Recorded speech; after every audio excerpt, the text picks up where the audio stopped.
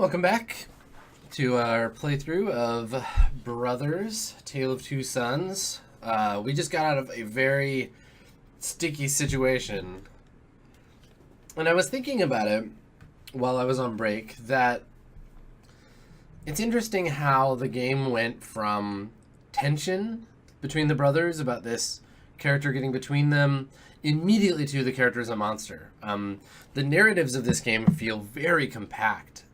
Which I think is, I mean, it's an intentional choice, right? It's the desire of the developers to make a game that does the thing that it does in a short span of time. I'm also really glad that the game justified her weird behavior so quickly. I think you notice she's always really good at climbing and jumping, and I noticed it a few times. And the game justified it by making her a giant scary spider woman. Hey, it's the tree.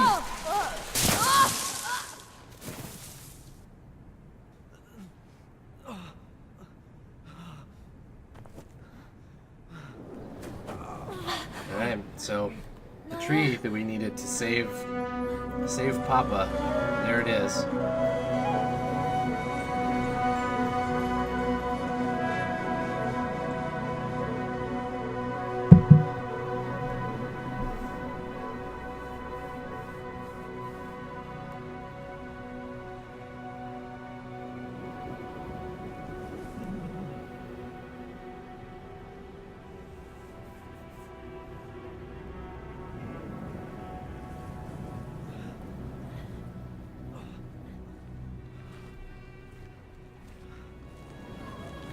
So am I gonna have to make a hard choice between saving my brother and saving my dad? Nai, Mafi, Leita, Mali. Lawa, Balila, Etya, Lawadi, Lawa, Lawa Naihi. It's the whole Holy Grail conundrum. Okay. Saya, Ilai. Stay here, I'll be right back.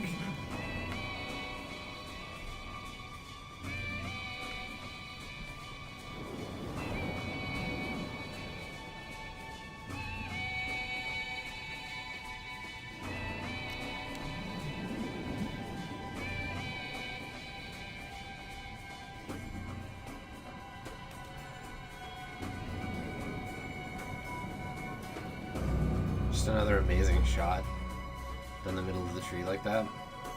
So good.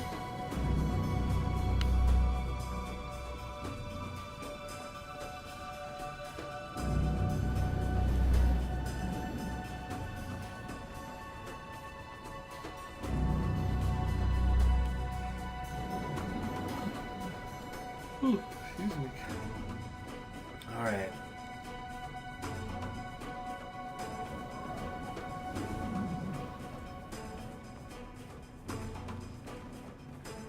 Brilliant vistas here. This kid is good at climbing trees. All that upper body strength. Is that a nest? Oh. Interesting.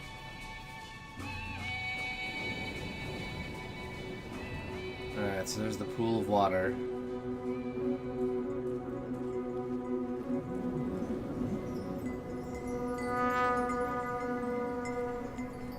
Kind of well of life thing.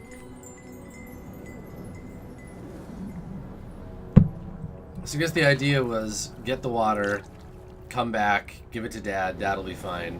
But I'm guessing that taking the water might make me choose. Like I might have to just give it to my brother and let my dad die. But there seems to be a lot of water. I could just go down, give it to my bro, and then come back, right? That's totally what I could do.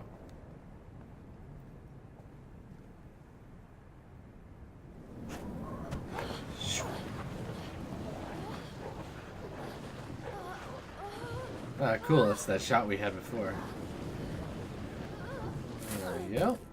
I did it. I did it, bro. Unless it's too late.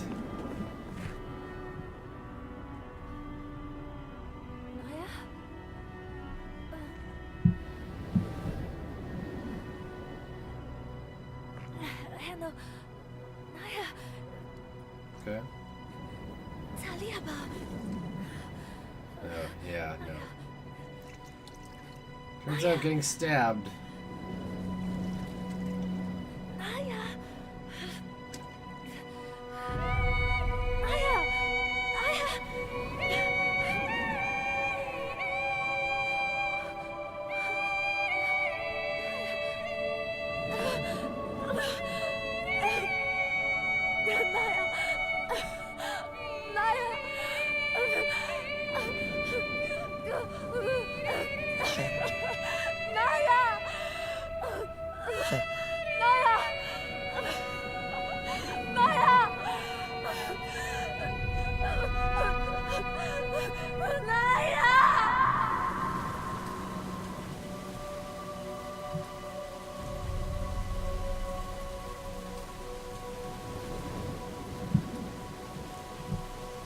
That is a nasty hole in his stomach, too.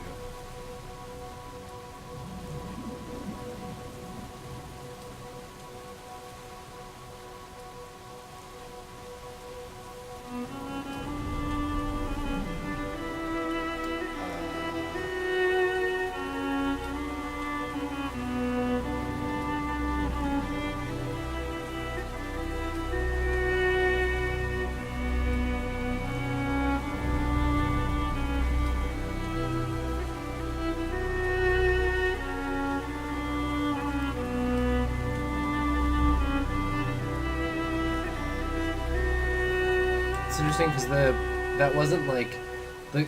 I get the impression that wasn't supposed to be the ghost of your brother because this kid has seen ghosts before, right? Your mother's ghost is like a blue, see-through thing.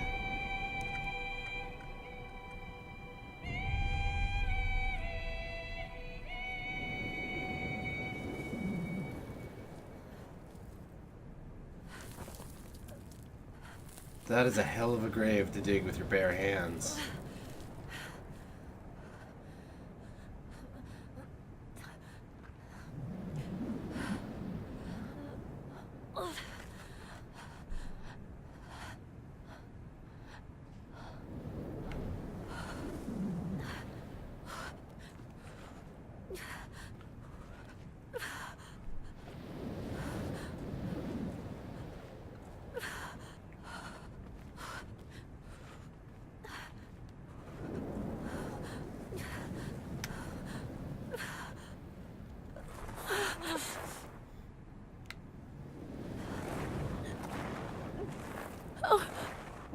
So the game is doing an interesting thing here where most of the action up to this point has been like quick and fairly fluid. But in this case, it becomes slow and drags on, which emphasizes the sort of powerlessness of the character in the scene. And that's the thing that video games can do that movies or TV shows can't, is they can interface with you as the audience through a more specific vector.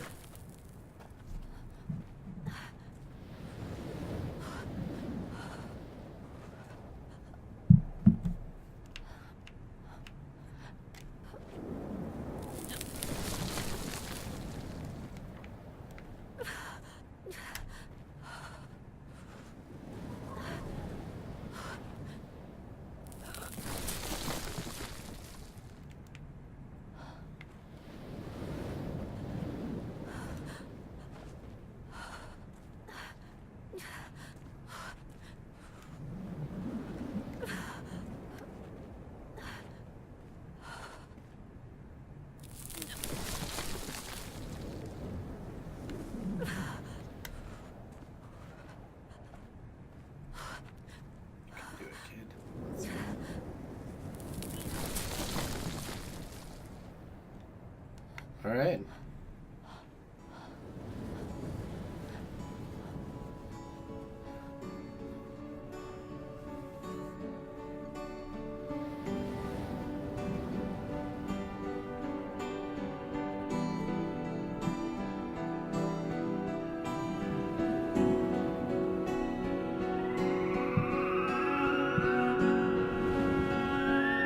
Oh. owl griffin friend. Glad you're okay, little buddy.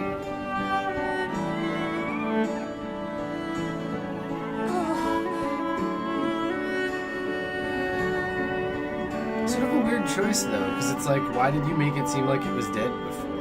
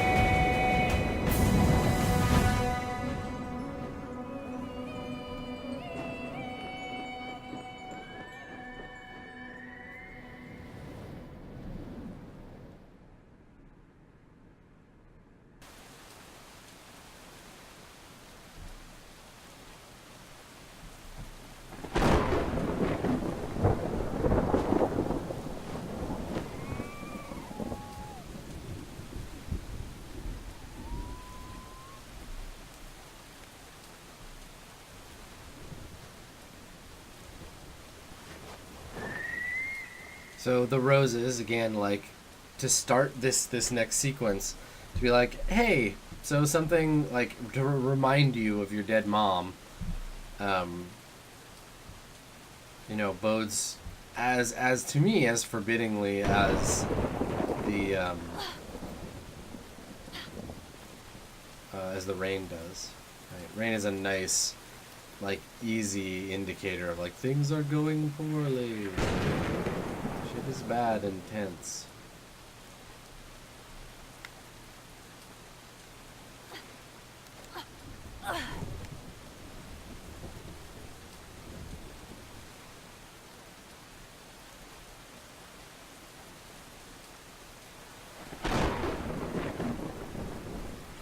The whole Griffin sequence felt a little weird to me. Like a little forced almost. Like it didn't give the character time to just be sad. It was like, nope, time for a triumphant Griffin ride. Now, this is interesting because the character, like, we know little brother can't swim and is afraid of the water because that's where mom died. So, like, you can get over these, like, physical obstacles, but your emotional obstacles are still in your way.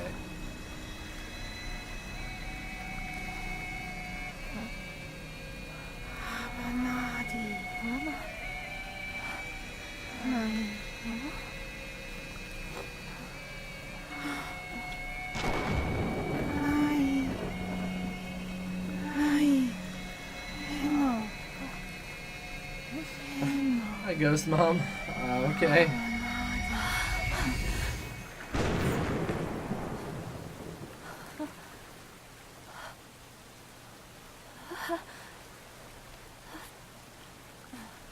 Okay, thanks for reminding me. Alright, so this is like the kid overcoming his fear of the water, right?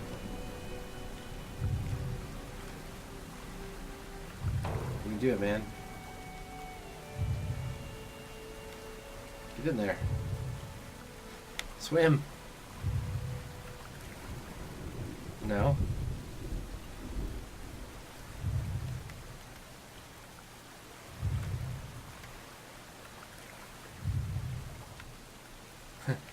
The end. I'm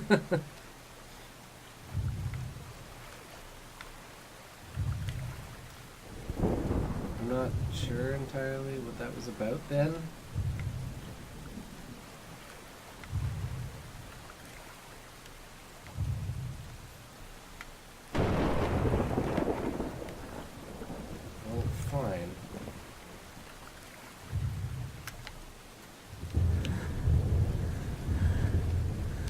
Oh, I get it. Okay. 나이 나 Very clever. That's pretty fantastic. Wow, excellent use of the control scheme. That's so smart. Like, that's like literally the best thing in the whole game so far, hands down. That moment, like it just goes to show. Like all the story aside, all the like other stuff, all the cinematics and stuff, that's the best part of the whole game. And if you're just watching me play, you have probably no idea what I just did. And that's what's so phenomenal about the moment. So, okay, so what happens through the whole game is you use one thumbstick and one trigger to control little brother, and one thumbstick and one trigger to control big brother. And the moment when the character needs to overcome their like fear of being alone and their fear of drowning, which traditionally throughout the game, Big Brother was there to like save you, right? Little brother had to climb on Big Brother's back. You use the other stick. You use like the other control, the trigger, the other control, to move the character, move them forward. That's such a like, that's so. For me, that's the kind of thing that makes a video game really about using the medium effectively, right? You can make a game that shows pretty stuff and has a great soundtrack and whatever, but like, that's so good. It's really, really cool. And it's about taking the medium and using it in a way that you can tell a story that's like intrinsically on a different level than a movie or a TV show, because it's about interacting. And it's not about just making choices. It's about the method, the physical object that you use to interact with the fiction becomes your vector for better understanding that fiction. That, like, it's so smart. Like, just such a good grasp of, like, what makes a video game matter as an art form. And you don't often see that level of interactivity put up as the thing that makes the game like not work, like spoilery, right? Where people are like, oh, don't spoil the plot or don't spoil this or that, and like not knowing that the kid brother is the only one that comes back. That's sort of spoilery, but you can kind of see it coming, right? Because everyone dies around these kids. But the whole idea that like the control scheme will change. I think that's so good. Well done. Well done in this game. Alright, well let's go and finish the deal, shall we?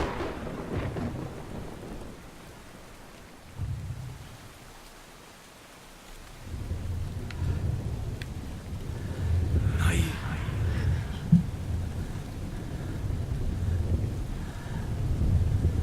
The controller's vibrating really hard right now. It's interesting because you're seeing like,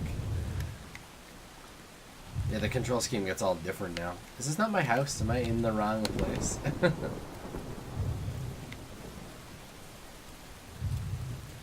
Yeah, it's changed. It's completely changed the way that I'm like trying to control the character. Like I'm all disoriented now.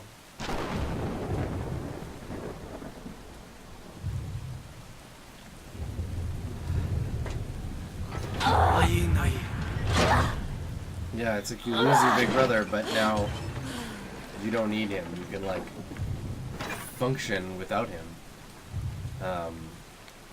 Yeah, and there's just no way that a movie would be able to get that across in the same way.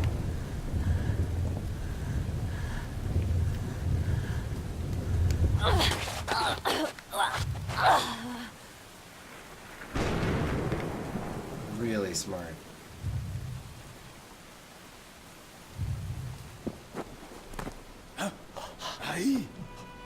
나이 Ate, Daba. 아비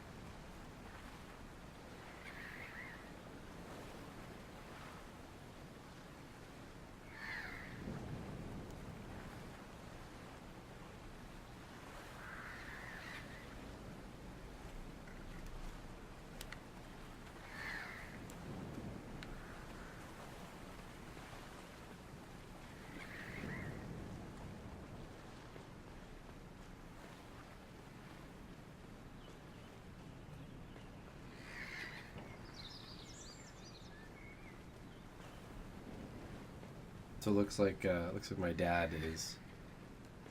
Yeah, he's up at the grave.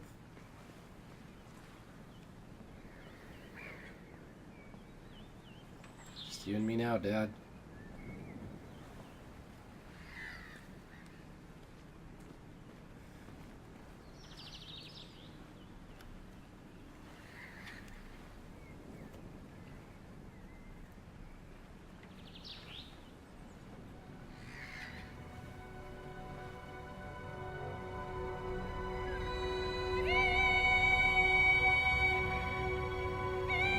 Right, and it's a return to the scene at the beginning, where little brother starts the game alone, but in the end, that might mean something different.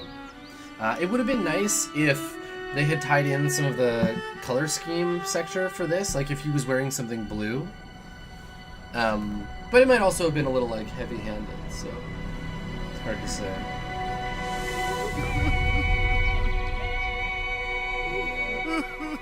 Survivor Guild sucks.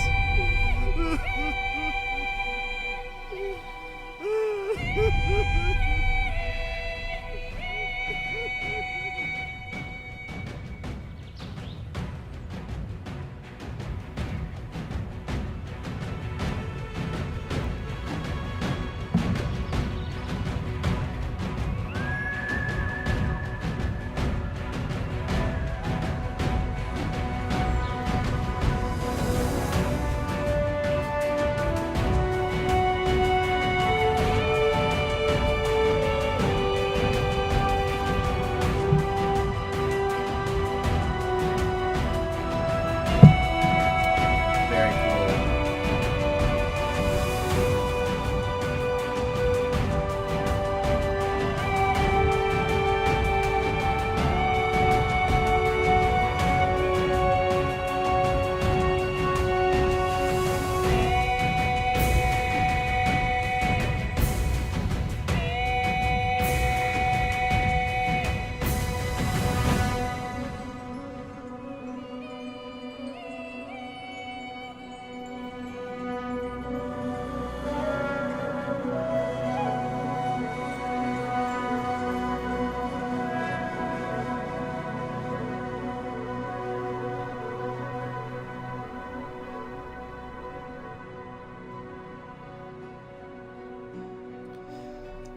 Is this game Swedish? These look like Swedish people to me. Marcus Hammerstedt.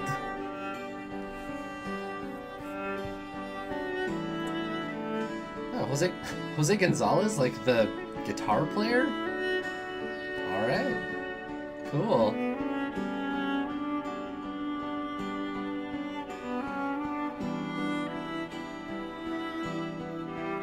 Carl Magnus Lidal as old bro.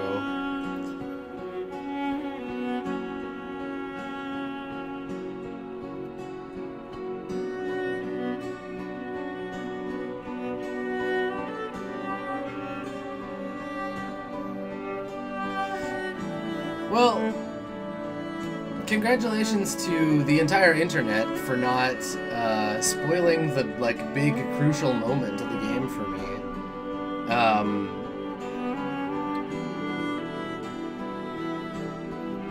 Yeah.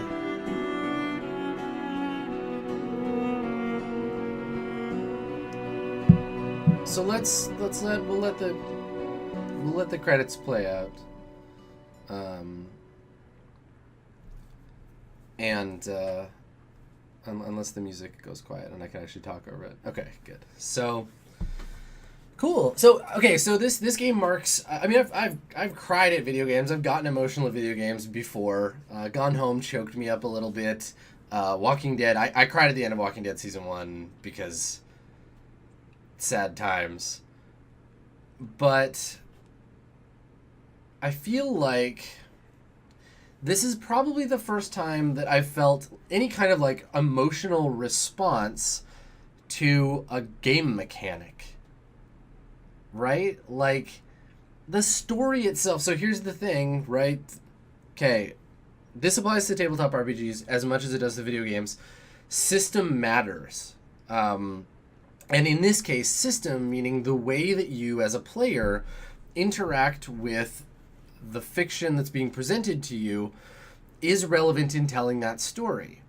In the same way that, like, Dungeons and Dragons stories about being adventurers are the best ones because the game gives you tools to do that, this game gives you the tools to feel connected to the characters, right? To say, I have two hands, and upon which I control these characters, and I move one with one and one with the other. But when one hand is gone, how do I continue to exist in this game space, right?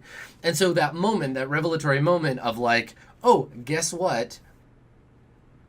You get that back. You get that control back because the character has gone through something. That's the part for me that felt emotionally relevant to play.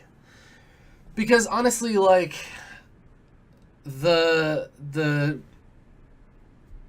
thing about the story is that it's only very loosely there to help impart the sort of the feelings of the game.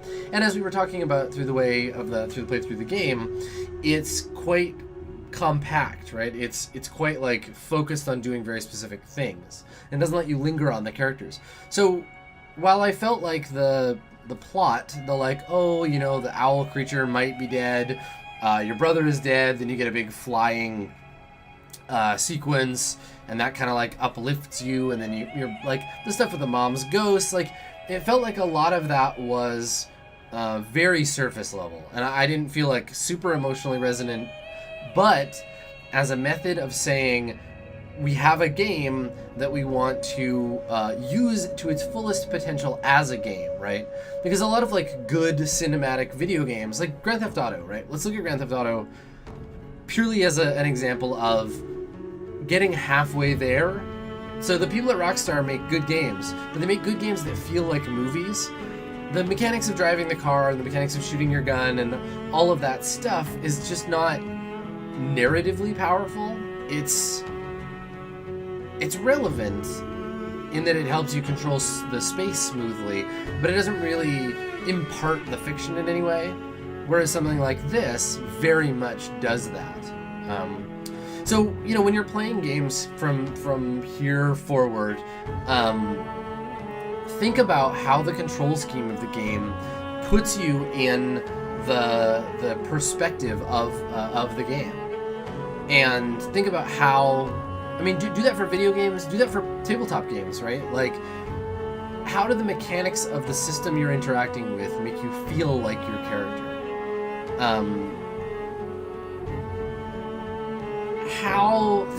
Here's a good example, and it's topical too because this game is Norse, but like the parallel I would use here is, how does Sagas of the Icelanders, the tabletop game, how does it make you feel like an Icelandic man or an Icelandic woman, right? How does having the mechanisms to do the things you want to do in the game reliably make you feel like a character in that environment? I really think that is what matters to me as a game enthusiast and as a game designer, is the things that take you from a space of passively perceiving the fiction you're being presented with to actively taking part in it. And for video games, whether you're playing them on PC or whatever, this is your method, right? This is your portal between the world that you're in and the world that the game occupies and wants to pull you into in some regard. And give us 10 years, 20 years, 30 years, and that's the space that's going to expand.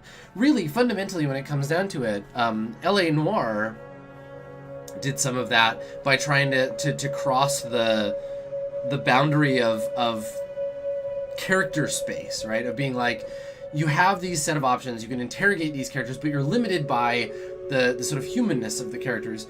And that can be done at a technical level by making things more real, trying to jump that uncanny valley. But what's really cool is that the hardware is starting to catch up with that, right? Like, I'm looking at a screen and I'm using a joypad, I'm using a controller, and we've been playing video games that way forever, right? Arcade cabinet, computer, console, whatever. things like the Oculus Rift, those are sort of fundamentally designed to get you into that space, right? To say, how can you better occupy the fictional world that your characters are in? Will giving you a 360-degree view of that world put you in that space more authentically? And I think that it will. I think it's about constraining the experience and focusing on a particular aspect of that experience. Like, this is a game about suffering, right? This is a game about loss. But it's also, when it comes to the end of it, it's a game about recovery through loss, right? About, like, and it feels a little contrite, it feels a little, like, surface level, because it's only, 3 hours long, 2 and a bit, right? Well, 3 and a bit hours long. I could have taken longer to find a lot of this stuff. But the thing is that, like, the longer you have with the game, the more it can explore that space. But what indie games try to do, and I think this is why people are starting to come around to the idea of games produced by small teams. I mean, hell, if this was a Call of Duty game, we'd still be watching the credits. But I think that the idea is, we're going to make you focus on one thing. We're going to focus on what does it mean to have control, and then have it taken away from you. How do you recover from that? And to that end, I think that Brothers is a really fantastic game. I think that it makes a statement about video games. It makes a statement about interactive fiction in a way that I personally haven't encountered before. So, hats off to you, Brothers. You're very cool. You did a great job at being a video game. I would recommend this game to anybody who hadn't played video games, and I would compare their analysis to someone who had played video games before. I experienced this game as a big time, like as a gamer, right? As someone who thinks about game design, and I'm on one end of that spectrum. But it's interesting to think about, what would this game be like for someone who this is their first video game? Would they have that meta narrative to think like, I'm controlling a game? What if I use the Brothers controls? Yeah, cool, interesting stuff. I'm really happy with my experience playing with it. And again, thank you so much to the subscribers whose donations made this possible, and to all of you for hanging out and watching.